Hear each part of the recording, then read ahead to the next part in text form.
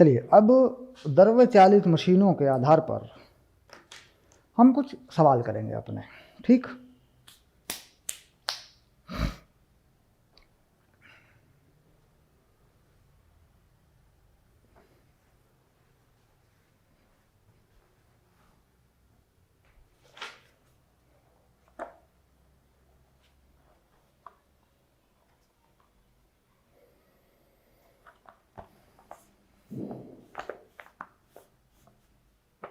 चलिए, अब यहाँ पर एक 10-5 एनसीईआरटी में पाठ्य पुस्तक में 1-2 चित्र और बनाए गए हैं। अगर आप पुस्तक देखेंगे तो इधर से बल लगाएं, इधर को उठाएं। ये मैंने बता दिया कंसेप्ट क्या है, इतना ही है, इससे ज़्यादा कुछ नहीं है।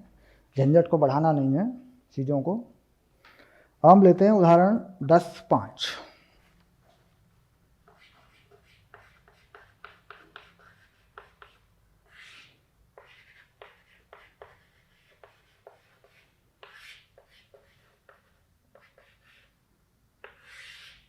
ये आ गया हमारा उदाहरण, ठीक। उदाहरण में क्या कहते हैं, भिन्न भिन्न अनुप्रस्थ काट वाली 2 पिचकारियों में बिना सुई के पानी भरा है, बिना सुई के पानी भरा है, और इन्हें पानी से भरी रबड़ नली से कसकर जोड़ दिया गया है, ठीक। छोटे तथा बड़े पिस्टन के व्यास क्रमशः 1 सेंटीमीटर तथा 3 सेंटीमीटर हैं।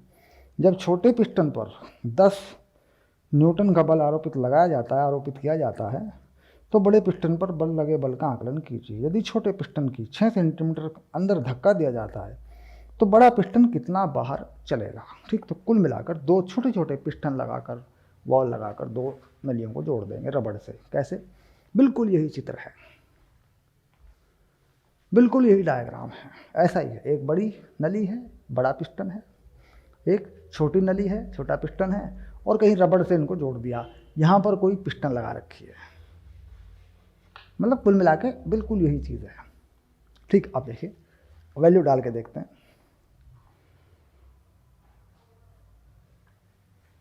R1 R2 ये है 3 सेंटीमीटर का बड़े वाले का, और ये है 1 सेंटीमीटर का, F1 और F2। छोटे पिस्टन पर 10 न्यूटन का बल लगाया गया। छोटे पिस्टन पर ये बल लगाया गया 10 न्यूटन का, और ये बल हमें मालूम नहीं है, ठीक। यदि छोटा पिस्टन 6 सेंटीमीटर अंदर धक्का दिया जाता है तो X2 है हमारे पास 6 सेंटीमीटर, और X1 हमें मालूम नहीं है। ये बातें हैं, बस सीधे सीधे ये चीज़ यहाँ पे लिखी हुई है, ठीक। अब देखिए, मैं अगर पिस्टन का अनुप्रस्थ का क्षेत्रफल मान लूँ बेलनाकार है, जो कि त्रिज्या बताई हुई है तो बेलनाकार है, तो क्षेत्रफल कितना हो जाएगा? यहाँ से मैं निकाल लूँगा A1। कितना होता है A1? पाई R1 का स्क्वायर। तो कितना हो जाएगा? पाई 3 का स्क्वायर, ठीक। यहाँ से मैं निकाल लूँगा A2, ये हो जाएगा पाई 1 का स्क्वायर, ठीक। त्रिज्या मैंने सेंटीमीटर में लगाई है, ओके। इसके बाद अब मैं सिद्धांत लगा देता हूँ। F1/A1 बराबर F2/A2। F1 A1 कितना है? पाई 9, यानी 9 पाई है। ये देखिए 9 पाई, 3 3 9 पाई है ना, और F2 मालूम नहीं है, और ये 1 पाई है। 1 का वर्ग, 1 का स्क्वायर 1, और ये पाई है, ठीक।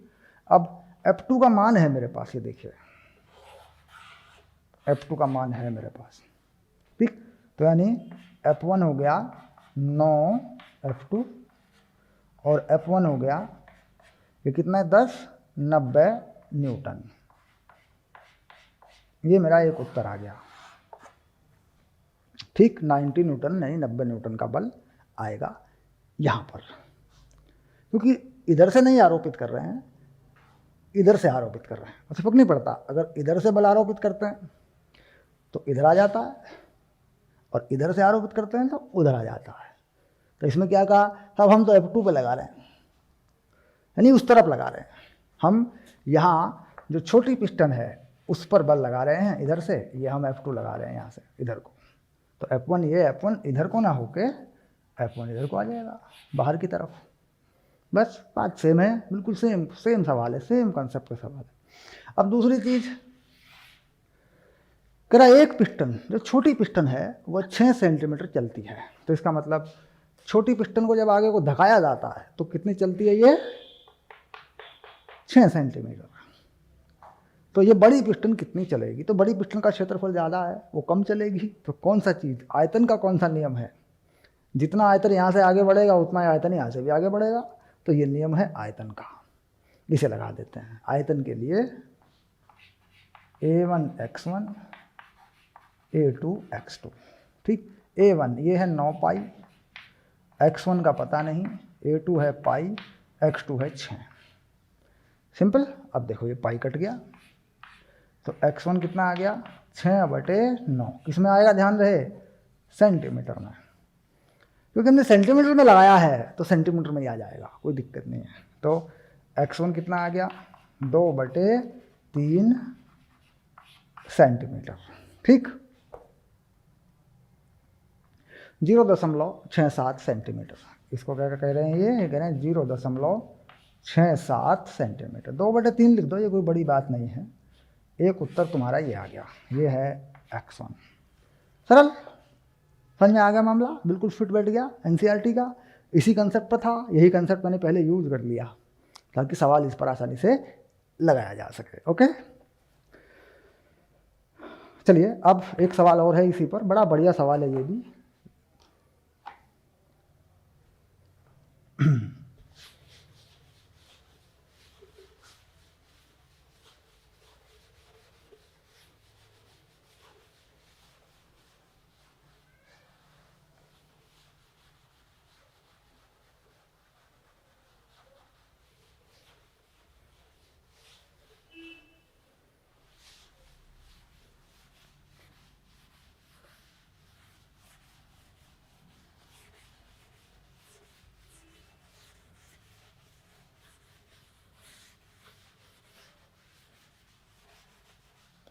तो नंबर बदल देते हैं, 10 6 कर देते हैं इसको, ठीक है।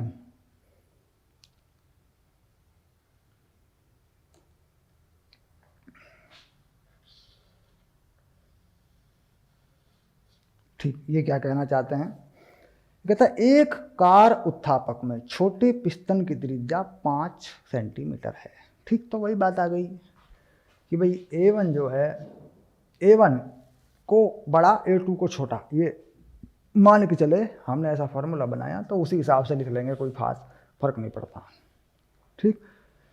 तो A1 पाई R1 स्क्वायर A2 पाई, छोटे वाले पिस्टन की त्रिज्या 5 सेंटीमीटर है तो 5 का स्क्वायर, ये आ गया, ठीक। पर F1 बल संपीड़ित वायु लगाती है, जिस पर कोई वायु, जिस वायु को हवा को दबाया गया वो बल लगाती है, ठीक। यह दाब 15 सेंटीमीटर त्रिज्या वाले दूसरे पिस्टन पर संचरित होता है। तो यहाँ पे ये जो R1 जो है, ये R1 दिया गया, बड़े वाली त्रिज्या भी बताई गई, इस पर यह दाब संचरित होता है, ठीक। F1 बल लगता है इस पर, इसे क्या कह रहे हैं साहब, ये F1 बल है, ठीक। इस पर जो बल लगता है वो F1 है, ऐसे ये प्रश्न में दिया गया। यदि उठाई जाने वाली कार की संहति 1350 किलो हो तो, उठाई जाने वाली जो कार उठाई जानी है, ठीक।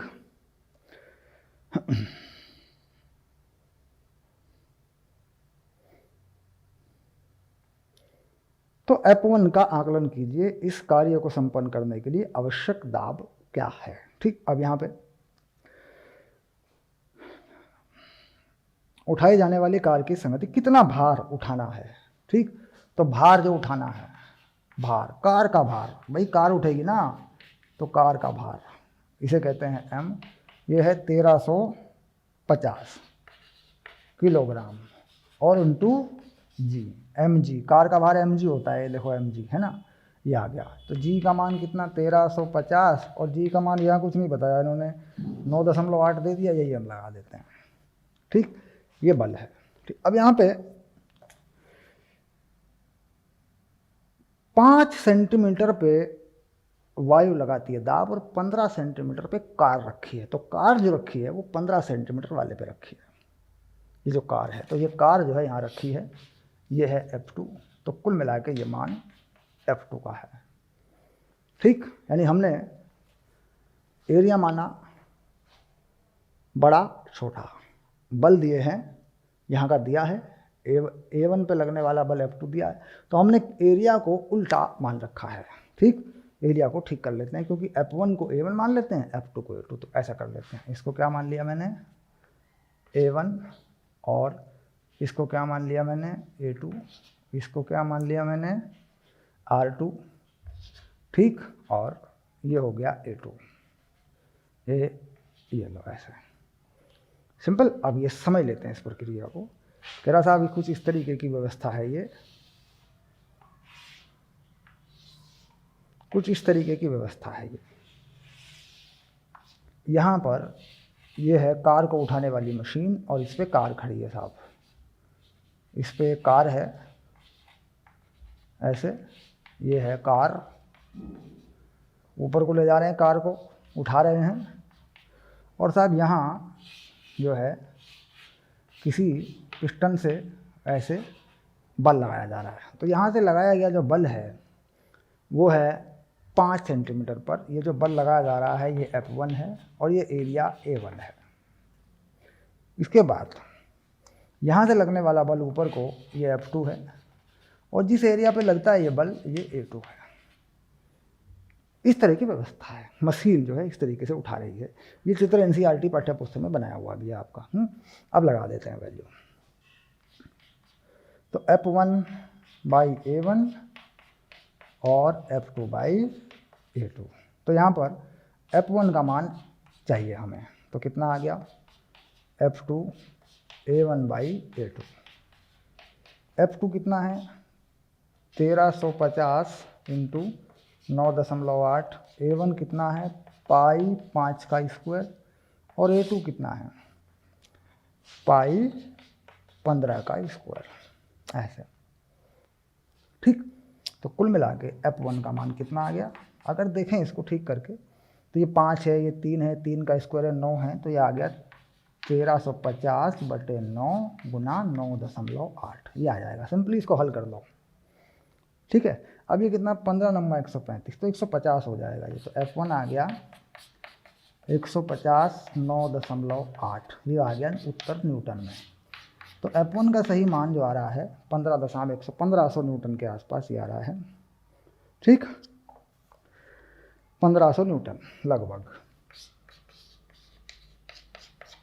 ये आ गया बल का मान, यानी यहाँ से जो बल लगेगा वो।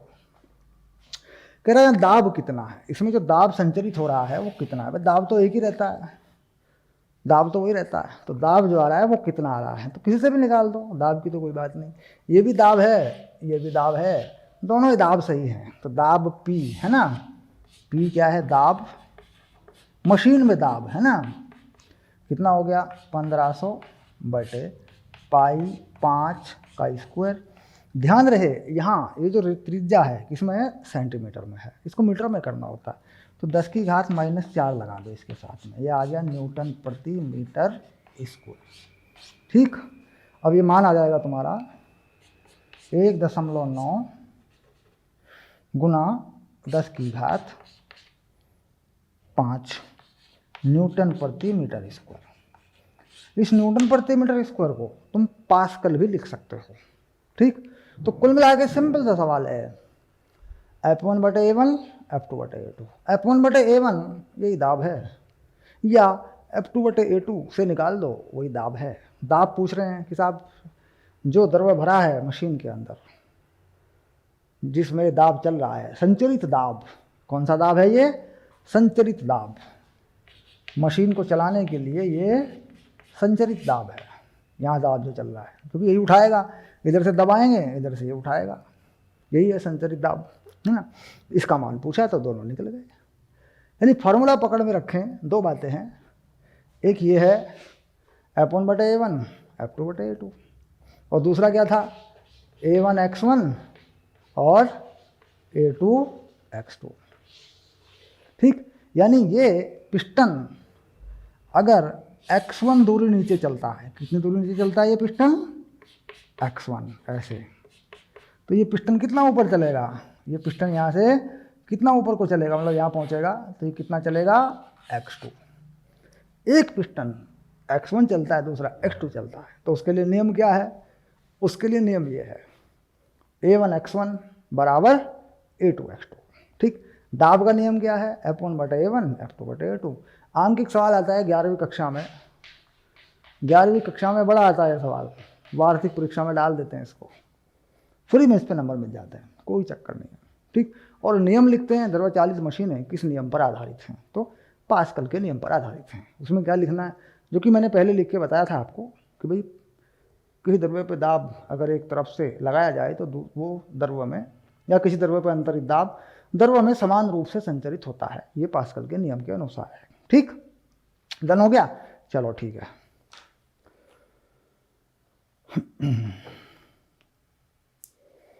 अब हम अगला पॉइंट लेंगे, धारा रेखी प्रभाव।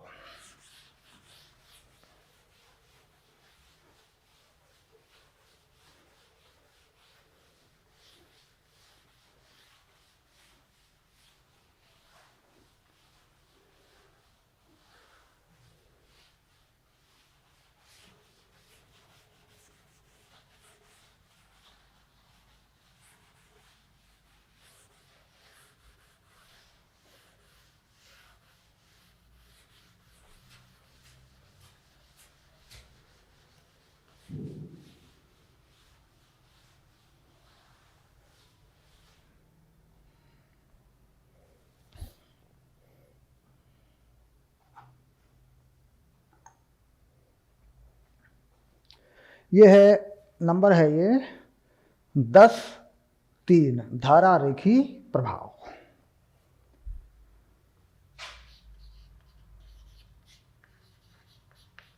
धारा रेखी प्रभाव या प्रवाह, धारा रेखी प्रभाव कहते हैं या प्रवाह भी कह देते हैं इसको, प्रभाव या प्रवाह बोलते हैं इसको। कोई भी धारा रेखी जो प्रभाव है या धारा रेखी प्रवाह है वो द्रव्य के बहने में होता है। ठीक, अब ये कैसा है जरा देखें। देखिए धारा रेखा, सबसे पहले देखते हैं धारा रेखा किसे कहते हैं। सबसे पहली परिभाषा किसकी आएगी? धारा रेखा की। क्या लिखते हैं? द्रव्य के किसी प्रवाह में किसी कण द्वारा तय किए गए पथ को कण की या कण की धारा रेखा कह देते हैं, ऐसे बोलते हैं, कण की धारा रेखा कहते हैं। देखो बिल्कुल सरल सी परिभाषा हो गई। बस जो रास्ता है उसे कहते हैं धारा रेखा। द्रव्य के किसी प्रवाह में किसी कण द्वारा तय किए गए पथ को कण की धारा रेखा कहते हैं। ठीक, अब धारा रेखा प्रभाव में किसी भी कण के लिए धारा रेखी प्रभाव में या प्रवाह में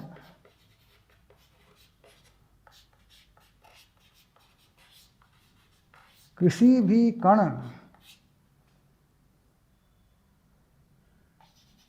की धारा रेखा नियत होती है।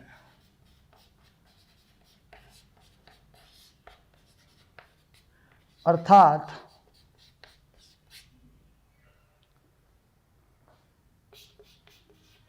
एक कण की धारा रेखा दूसरे कण की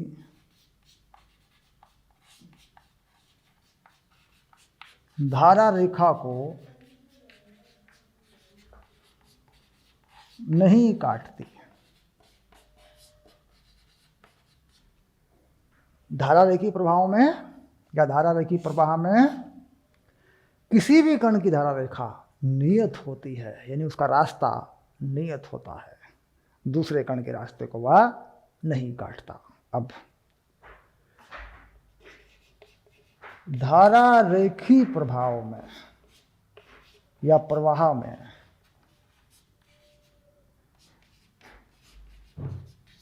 किसी विशेष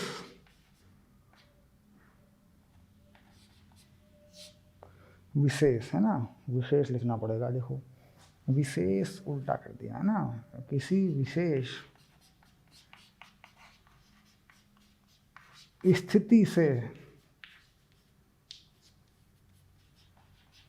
गुजरने वाले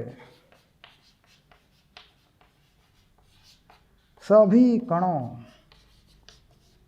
का वेग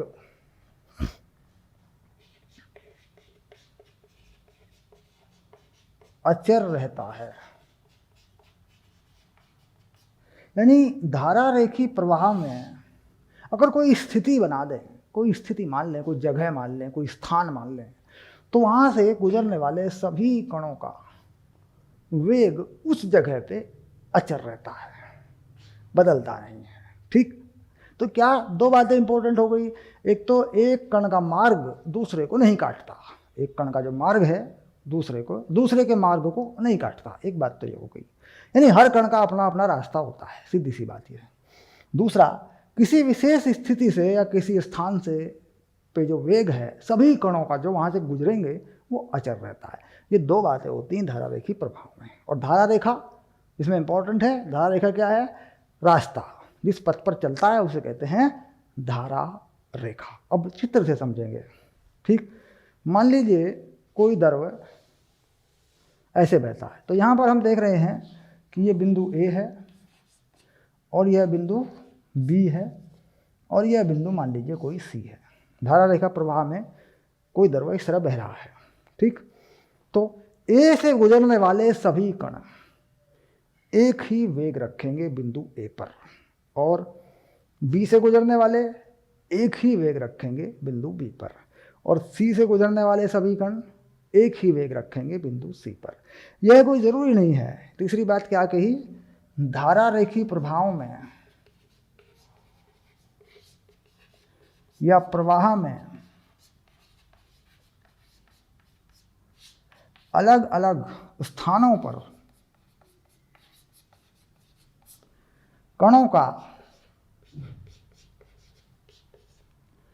का या कणों के वेग अलग अलग हो सकते हैं।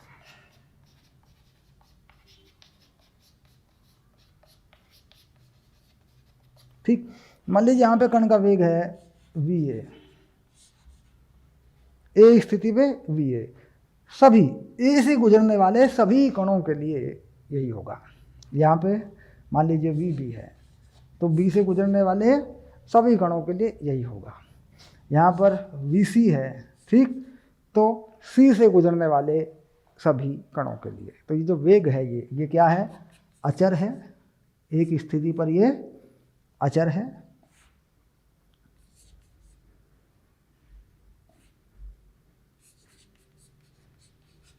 ठीक, A से गुजरने वाले सभी कणों के लिए, ठीक, बात सही। और ये भी अचर है। ठीक, B से गुजरने वाले सभी कणों के लिए, और ये भी अचर है। C से गुजरने वाले, बात को समझ गए हैं, सभी कणों के लिए।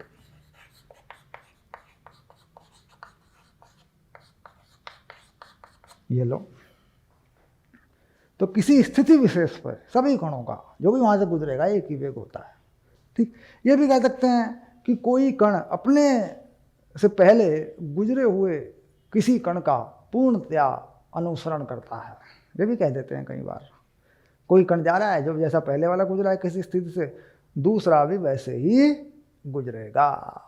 ठीक, अब यहाँ पर एक बात आई, अलग अलग हो सकता है, जो वेग है वो अलग अलग हो सकता है। मतलब वी, बी, वी सी ये अलग अलग हो सकते हैं एक जैसे हों, इससे कोई फर्क नहीं पड़ता। अलग अलग स्थितियों पे वेग अलग अलग हो सकते हैं, लेकिन किसी एक स्थिति पे जो वेग है, वहां से गुजरने वाले सभी कणों का वहां पर वही वेग है। बस ये एक बात है।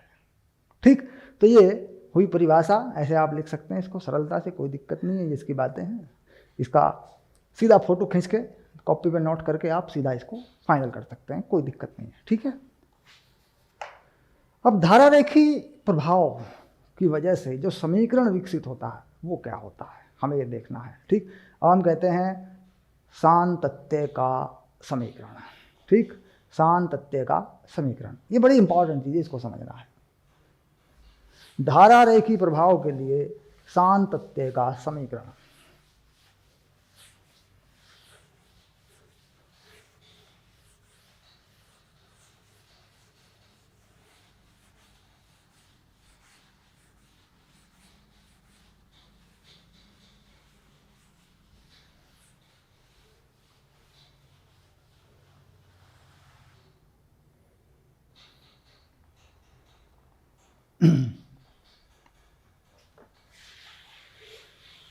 बस आप केवल मुझे 20 सेकंड का समय देंगे, केवल 20 सेकंड। 5 सेकंड हो चुके हैं। 5 सेकंड नहीं सर, 10 सेकंड हो चुके हैं सर, 13 सेकंड हो चुके हैं सर। चलिए लो, हो गया। ठीक,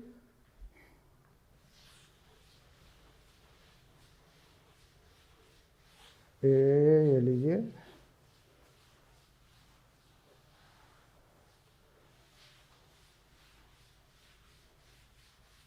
उधर 20 सेकंड पूरे नहीं हुए थे, उधर मैंने जो है बोर्ड को साफ कर दिया, काला कर दिया बोर्ड को। चलिए, तो बात आ गई सातत्य का समीकरण। धारारेखी प्रभाव के लिए, धारारेखी प्रभाव पे ये बात लागू होगी, या एक और होता है, इसे कहते हैं लेमिनार फ्लो। ठीक, कुल मिला के धारारेखी प्रभाव पर ये बात लागू होगी, वो फिर इसकी अगले वाली चीज़ है, वो बाद में बताएंगे आपको। तो धारारेखी प्रभाव में सातत्य का समीकरण, सातत्य का समीकरण, इसे अपन ये भी कह सकते हैं अंग्रेजी में इक्वेशन ऑफ कॉन्टिन्यूटी। कॉन्टिन्यूटी, न्यूटी है ना, कॉन्टिन्यूटी ऐसे भी लिख सकते हैं, कॉन्टिन्यूटी ऐसे।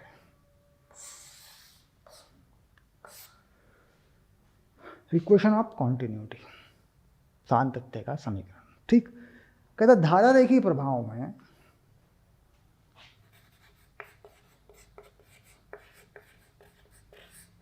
रेखी प्रभाव में किसी पाइप से बहने वाले द्रव के आयतन प्रवाह की दर, आयतन प्रवाह की दर अचर होती है या अचर रहती है। बस बस बस बस बस, ये हमें बनाना है। आयतन प्रवाह की दर, वॉल्यूमेट्रिक फ्लो रेट, आयतन प्रवाह की दर, समय के साथ, समय के सापेक्ष आयतन प्रवाह की दर जो है, क्योंकि दर का मतलब है तो समय के साथ हम लेना है हमें। अब इसके बाद कैसे करते हैं इसको, कहता है जी छोटा बड़ा करके देखो, एक पाइप को यहाँ से यूँ यूँ बड़ा कर लो, ऐसे यूँ। ठीक, ये ए और ये बी। यदि कोई द्रव किसी पाइप में, यदि कोई द्रव किसी पाइप में ए पे प्रवेश होता है तथा बी से निर्गत होता है, क्या लिखते हैं? यदि कोई द्रव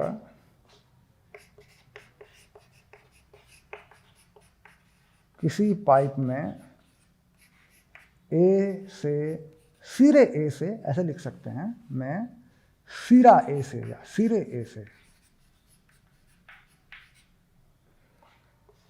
प्रवेश करता है एवं सिरे बी से निकलता है, ऐसा लिख सकते हैं।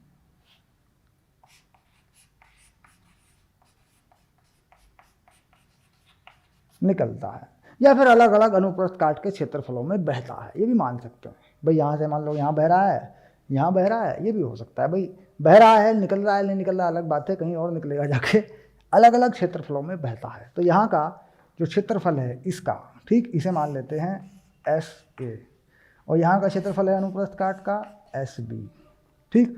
यहाँ पर जो चाल है उसे मान लेते हैं वी ए, और यहाँ पर जो द्रव्य की चाल है उसे मान लेते हैं वी बी, ठीक। अब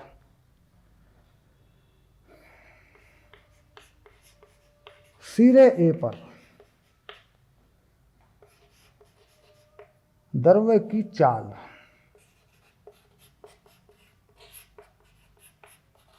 कितनी? V A. सिरे बी पर द्रव्य की चाल कितनी? वी बी, ठीक। अब आयतन प्रवाह की दर नियत रहती है, अचर रहती है। इसका मतलब होता है अल्प समय अंतराल, ऐसे लिख देते हैं, अल्प समयांतराल डेल्टा टी में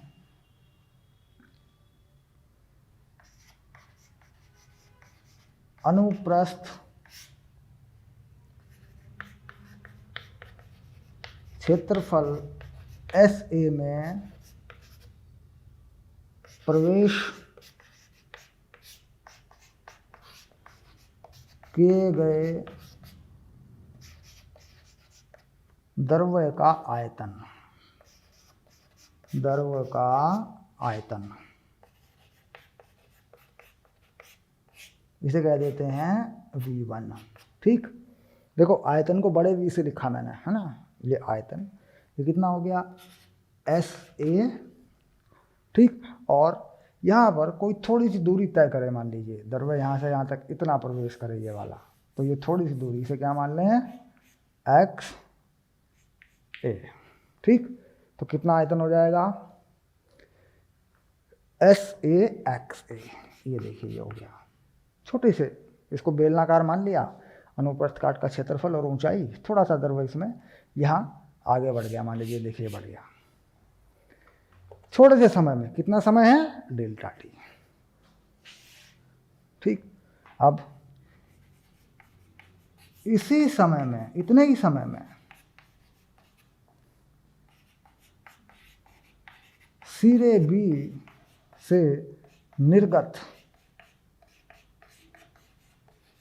द्रव्य का आयतन,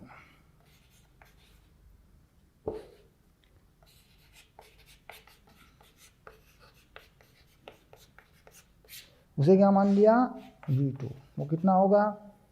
एस बी, और यहाँ पर कोई थोड़ी सी कोई दूरी मान लें, भाई इतना आयतन आगे बढ़ जाएगा, पीछे से कुछ द्रव्य आएगा तो आगे वाला निकल जाएगा, तो ये मान लेते हैं x2। देखो ये लिख दिया मैंने x2, ये छोटा सा जो है ये x2, ये हो गया x2, ठीक। अब द्रव्य का संपीड़न शून्य मानते हुए क्या लिखेंगे? क्योंकि द्रव्य को दबाया नहीं जा सकता, द्रव्य का संपीड़न शून्य मानते हुए, ठीक। तो क्या कर दिया? द्रव्य का संपीड़न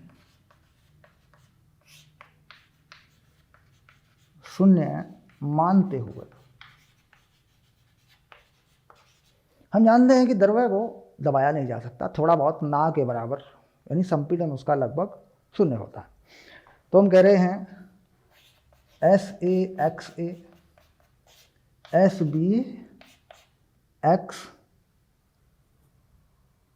XB है ना, इसको XB कर देता हूँ, देखो इसका नाम SB कर देता हूँ, XB ये हो गया ये, ठीक। अब अगर इसको समय अंतराल से भाग कर दूँ, थोड़ा सा इसको समय अंतराल से भाग कर दूँ, दीपावली के पटाखे शुरू हो गए, ठीक। अब ये बात आपने लिख ली। अब देखिए यहाँ से हटा देता हूँ, यहाँ तक का हटा देता हूँ, ठीक। तो आ गया हमारे पास SA और SB, ठीक। अब इसे समय अंतराल से भाग कर देता हूँ, तो कैसे करते हैं इसमें, SA बाई डेल्टा टी, जितना समय हमने लिया था SB बाई डेल्टा टी। अब देखिए डिस्टेंस यानी दूरी बटे समय, ये क्या बन जाएगी, यहाँ की चाल, यहाँ का जो वेग है या चाल है वो बन जाएगी। इतनी दूरी चली कुछ समय में, और समय भी बताया डेल्टा टी माना था हमने, थोड़ा सा समय माना था, तो चाल बन जाएगी। तो इसे क्या लिखते हैं, SA VA और ये SB VB, ऐसे, ठीक।